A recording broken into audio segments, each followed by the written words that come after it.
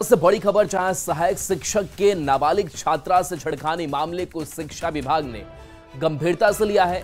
जिला शिक्षा अधीक्षक ने आरोपी पारा शिक्षक के संविदा रद्द कर बर्खास्तगी की कार्रवाई करने की बात कही।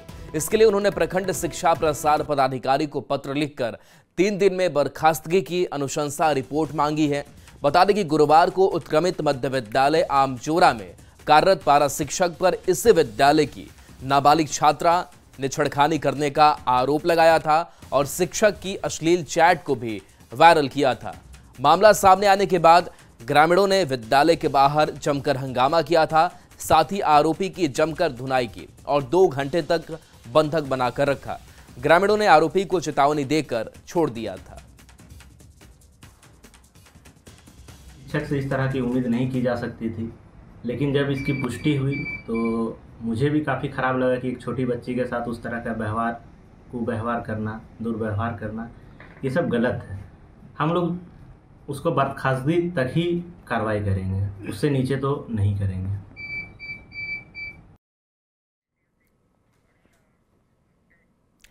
गुमला से बड़ी खबर है, जहां गर्भवती महिला के परिजन ने हंगामा किया। महिला के प्रसव में लापरवाही का आरोप लगाया।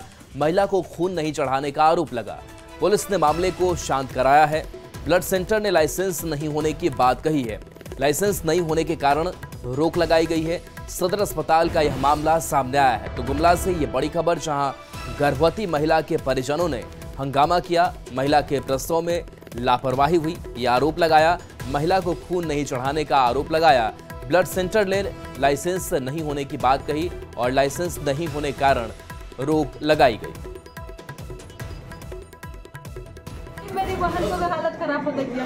मेरी बहन को आज दर्द हुआ, आज ऐसा दर्द था, आज रोज दर्द है, लेकिन आज से ऐसा किया कि मेरी बहन का हालत को खराब करते जा रहा है। ऑपरेशन के लिए कहे, लेट हो गया, ब्लड का कमी है, कैसे करें हम बहन को बचा दें।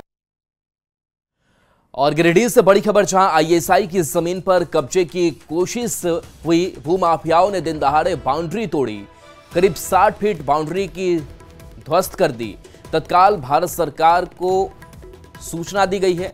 17 नामजद सहित 50 लोग पर इस मामले में एफआईआर दर्ज की गई है। आईएसआई की जमीन पर कब्जे की कोशिश की खबर है। भूमाफियाओं ने बाउंड्री तोड़ी है। इंडियन स्टैटिस्टिकल इंस्टीट्यूट है, ये आपका फार्म हाउस है जो शास्त्री नगर में है। यहाँ पीछे के गेट है। इंडिया गठबंधन जो है, कम 1000 फीट दूरी के बाद मैंने 50 फीट दीवार है तोड़ दिया है। और क्या है कि ताला भी लगा दिया है, अपना बाहर से ताला लगा दिया है। हाँ, बाहर से ताला लगा कर मैंने कौन लोग किया है? वो सलमान, पता चला कि सलमान खान के लोग थे। बोकारो से बड़ी खबर, जहां स्टील प्लांट में बड़ा हादसा टला है। मजदूर की बाल बाल जान बची है। 2 ब्लास्ट फर्नेस से टकराने से यह हादसा हुआ। अचानक गर्म लोहा नीचे गिरा। मजदूर ने भागकर अपनी जान बचाई। तस्वीरें काफी भयावह है। ये तस्वीर देखिए, जहां स्टील प्लांट में कैसे बड़ा हादसा होते होते टला है।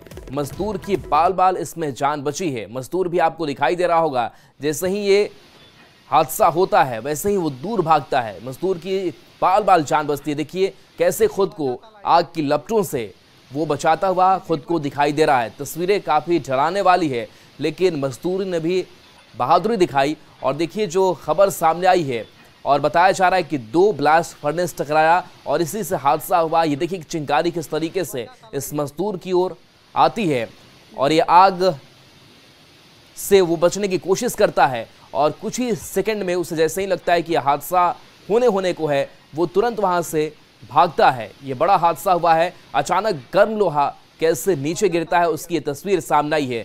मजदूर ने भागकर अपनी जान बचा ली है। तो स्टील प्लांट में ये बड़ा हादसा टला है और कहीं ना कहीं इसकी देखरेख भी करनी ज़रूरत हो जाती है, क्योंकि 2 ब्लास्ट फर्नेस टकराने से हादसे की खबर सामने आई है।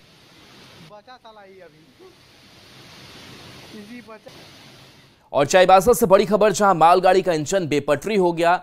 मालगाड़ी बेपटरी होने से यातायात प्रभावित है। रेलवे अधिकारी मौके पर पहुंचे हैं। इंजन को पटरी पर लाने की कोशिश हो रही है। नोवामुंडी स्टेशन के पास की घटना बताई जा रही है, जहां मालगाड़ी का इंजन बेपटरी होने की बात सामने आई है। मालगाड़ी बेपटरी होने से यातायात प्रभावित है। ये उस घटना स्थल की तस्वीर जहां इंजन के बेपटरी होने की तस्वीर देखिए। ट्रैक से ये इंजन हट चुका है। रेलवे अधिकारी मौके पर मौजूद हैं। इंजन को पटरी पर लाने की कोशिश अभी भी जारी है। लुआमुंडी स्टेशन के पास ये घटना हुई है। और घाटशिला उपचुनाव से जुड़ी बड़ी खबर, जहां उपचुनाव में पोस्टल बैलेट से मतदान शुरू हुआ। 2 दिन में 117 वोटर ने वोटिंग अब तक कर दी है और सुबह 9 से 5 बजे तक मतदान प्रक्रिया जो है वो हुई। 2 नवंबर को अब होम वोटिंग की शुरुआत की जाएगी। 85 वर्ष से ज्यादा और 40% दिव्यांग को ये होम वोटिंग की सुविधा मिलेगी। मतदान कर्मी, पुलिस बल भी मतदान कर रहे हैं। तो देखिए जमशेदपुर से बड़ी खबर, जहां घाटशिला उपचुनाव को लेकर इस बार मतदान की प्रक्रिया जो है वो भी बदली है और उसका फायदा भी इन लोगों को पहुंच रहा है। अफ्रीका के ट्यूनीशिया में झारखंड के 48 मजदूर फंसे हैं। मजदूरों ने वीडियो जारी कर 3 महीने से वेतन नहीं मिलने की बात कही। साथ ही सरकार से वतन वापसी की गुहार लगाई है, जिसके बाद सीएम ने मामले का संज्ञान लेते हुए मजदूरों को वापस लाने का निर्देश दिया है। इंडिया में एग्रीमेंट पेपर मांगे तो बोल दिया वहाँ पहुँचने के बाद मिलेगा, और यहाँ पहुँचने के ना एग्रीमेंट पेपर मिला और ना कुछ मिला। और इंडिया में बोला था 8 घंटा ड्यूटी है और यहाँ 12 घंटा ड्यूटी करवा रहा है और 4 महीने से। तो ये तस्वीर हम आपको दिखा रहे हैं, जहां मजदूरों ने वीडियो जारी करके गुहार लगाई है। हजारीबाग के और गिरिडीह के 14 मजदूर फंसे हैं अफ्रीका में। ये झारखंड के 48 मजदूर फंसे हैं और इन्होंने सरकार से वतन वापसी की गुहार लगाई है, जिनकी आवाजें भी आप इन मजदूरों की सुन पा रहे हैं और वीडियो देख रहे हैं। इसके बाद पता चला कि कॉन्ट्रैक्ट है, कॉन्ट्रैक्टर नाम PPCL यानी कि प्रेम पावर कंस्ट्रक्शन, जो L&T से ठेकेदारी लिया है यानी कॉन्ट्रैक्ट लिया है। और यहाँ हम लोग इंडिया में एग्रीमेंट पेपर मांगे तो बोल दिया वहाँ पहुँचने के बाद मिलेगा, और यहाँ पहुँचने के बाद ना एग्रीमेंट पेपर मिला और ना कुछ मिला।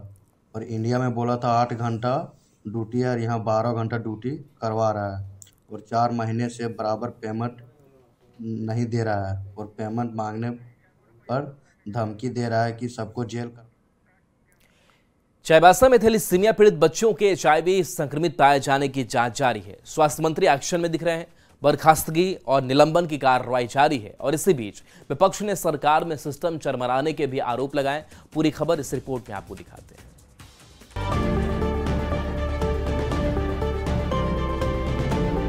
चाईबासा में थैलीसीमिया पीड़ित 5 बच्चों के HIV संक्रमित पाए जाने के बाद जांच का दौर जारी है।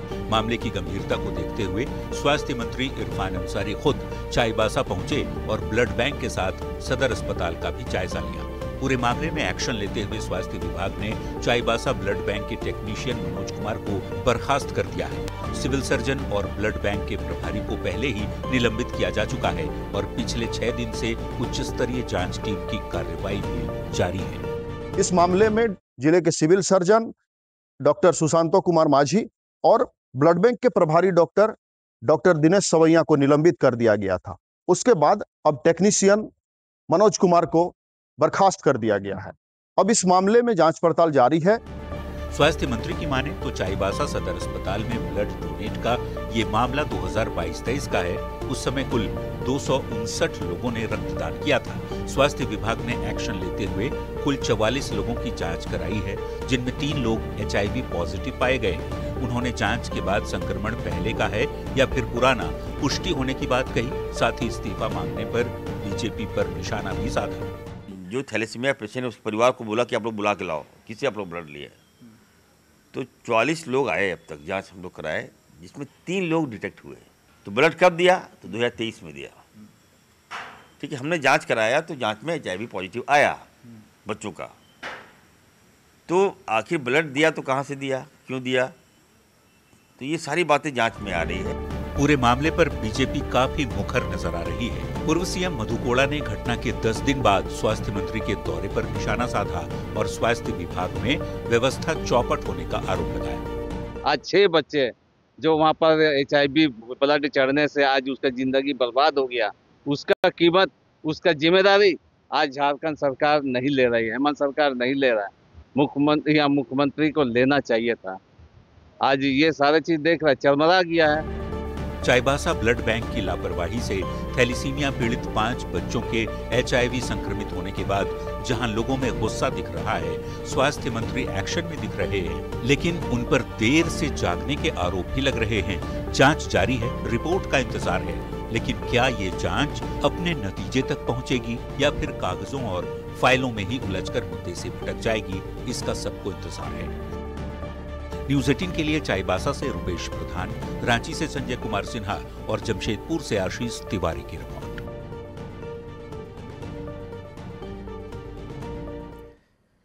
चाईबासा में थैलीसीमिया पीड़ित 5 बच्चों को HIV पॉजिटिव संक्रमित ब्लड चढ़ाने का मामला सामने आने के बाद स्वास्थ्य विभाग के कामकाज पर सवाल उठने लगे हैं। इन सबके बीच स्वास्थ्य मंत्री डॉक्टर इरफान अंसारी ने न्यूज़ 18 को दिए एक्सक्लूसिव इंटरव्यू में बड़ा खुलासा किया।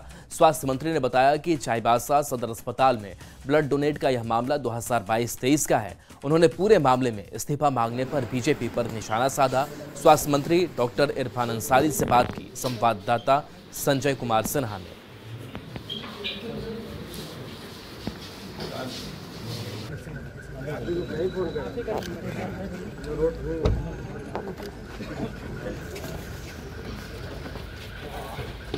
मासूम बच्चों को HIV, चाईबासा में थैलेसीमिया पीड़ित मासूम बच्चों को HIV पॉजिटिव संक्रमित ब्लड चढ़ाने का जो मामला है वो लगातार अब इसमें सियासत बढ़ती जा रही है। खासकर स्वास्थ्य मंत्री जो इरफान अंसारी हैं उनसे इस्तीफा मांगा जा रहा है। विपक्ष लगातार इस मामले में हमलावर है, लेकिन स्वास्थ्य मंत्री जो हैं चाईबासा के कल दौरे पर थे, लगातार वहाँ एक्शन के मोड में भी नजर आ रहे हैं।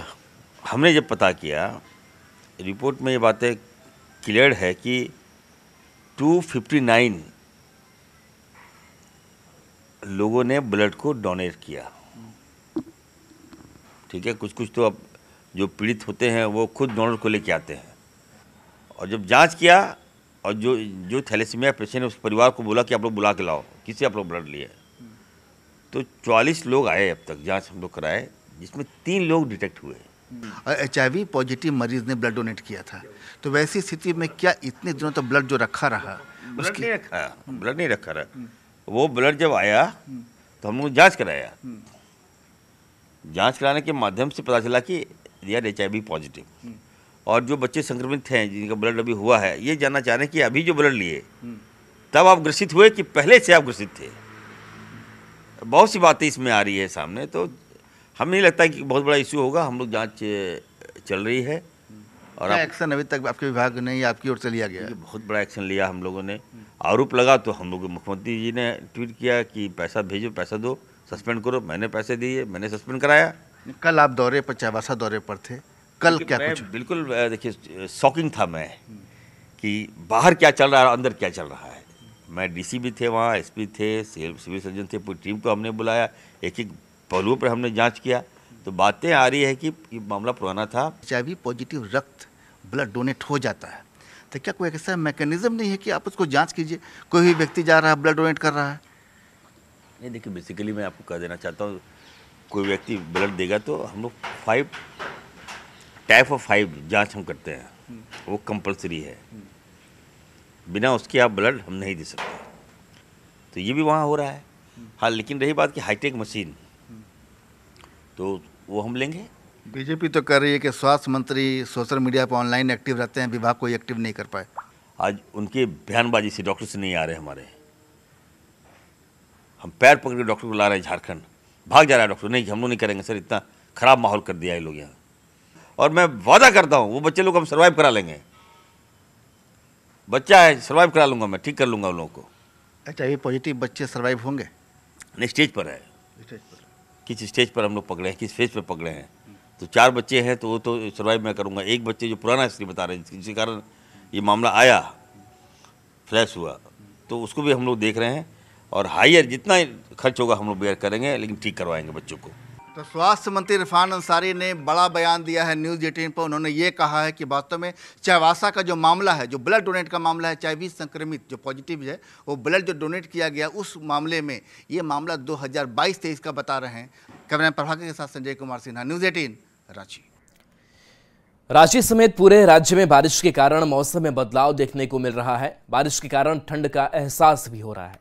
राजधानी का तापमान करीब 2 से 3 डिग्री सेल्सियस गिर चुका है। मौसम विभाग ने 1 नवंबर को राज्य के कई हिस्सों में हल्की से मध्यम बारिश की संभावना जताई है। वहीं 1 नवंबर को सुबह में कोहरे या धुंध और बाद में आंशिक बादल छाए रहने की भी संभावना है। चक्रवाती तूफान का असर झारखंड में पड़ा है और पिछले 3 दिनों से इसका असर साफ तौर पर देखा जा रहा है। आसमान में अभी भी बादल छाए हुए हैं और इसका असर इस तरह पड़ा है कि ठंड का एहसास झारखंड में हो रहा है और 5 डिग्री का तापमान में गिरावट हुई है। वहीं कृषि पर भी इसका साफ तौर पर असर पड़ा है। धान की फसल खेतों में लगी हुई है, उस पर भी असर पड़ा है। रबी की बुआई में विलंब हो रहा है, किसान परेशान हैं। हालांकि आज मौसम साफ होने की उम्मीद है। रांची से निरंजन। रामगढ़ में भी चक्रवाती तूफान मोथा का असर देखने को मिला। लगातार हो रही बारिश के कारण आलू खेतों में ही खराब हो रहे हैं। किसान अब मुआवजे की मांग कर रहे हैं। रामगढ़ से आलू बंगाल और बिहार तक भेजा जाता है।